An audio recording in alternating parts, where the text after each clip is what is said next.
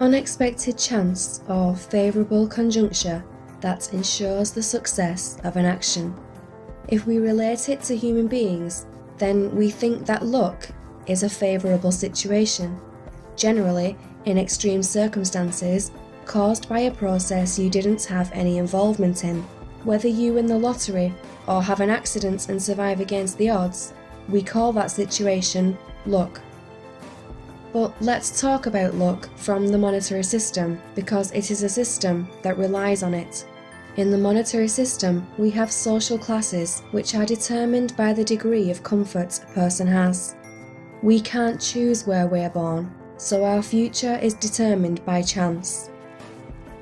If a child is born into a rich family, he will not be forced to work for comfort, because his family will provide it for him. Just think that in this system, you can put some money in the bank, let's say $1 million, and the bank can give you every month an amount, like a salary. If a family puts a large amount of money in the bank for their child, this child will be paid by the system without doing anything. Luck has two sides, one good, the other bad. This is because our world is based on duality. Bad luck happens in the same manner as good luck, but it has the opposite effect. You lose. This can be illustrated by a child born into an extremely poor family. He could die of starvation or get ill because of the poor conditions. These types of situations are due to the monetary system that allows and maintains an extreme inequality between people.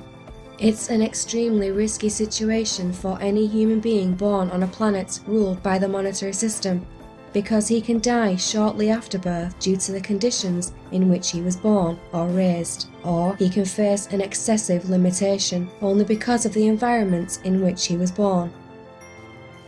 But luck has even become a selling idea in the monetary system in the form of gambling, from the lottery to competitions by drawing lots.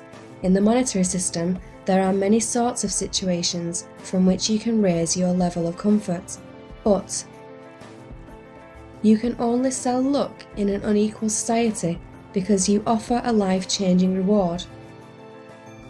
The monetary system is based on profit, leading indirectly to corruption. Any game can also be corrupted.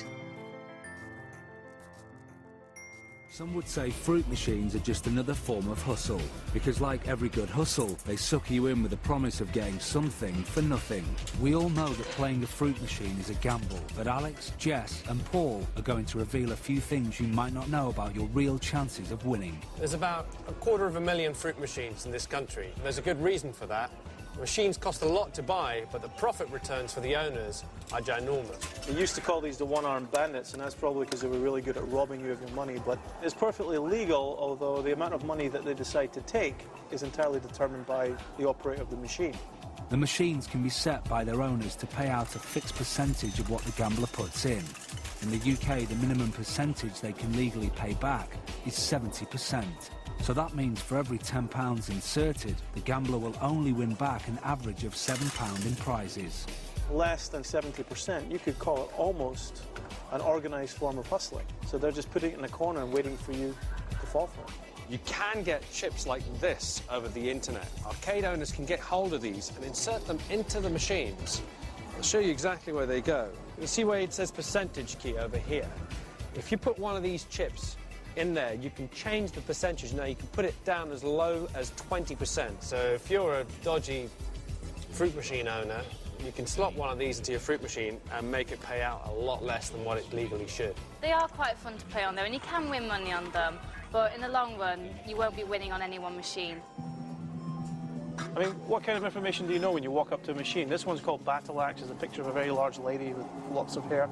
That's it. That's all that you know. A man with a certain configuration of the body may have luck only because the monetary system has created jobs for this certain configuration, like modelling. A sick man who doesn't have enough money for the surgery he needs can die because he wasn't lucky enough to be in a more wealthy environment. A child born in New York has access to the internet He has transportation, television, and other useful objects and comforts, all because he was born in America. If he was born in Africa, in a poor city, he might not even have food to eat. A criminal may walk free because of a lack of evidence due to this current justice system, which is based on interpretable language in an unequal society.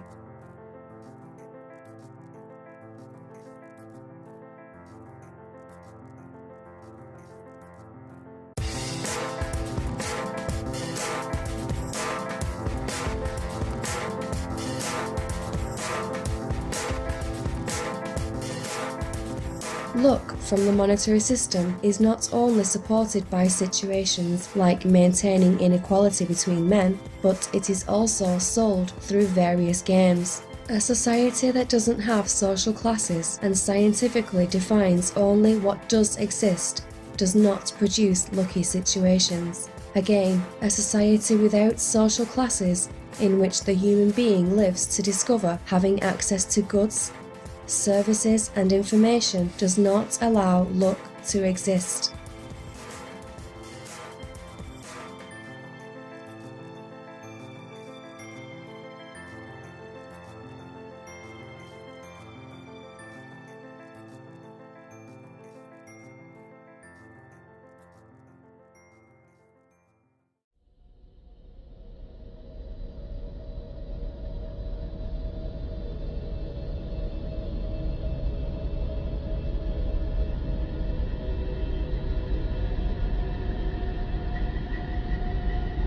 A society that promotes luck either has an interest in it or is unable to solve the problem.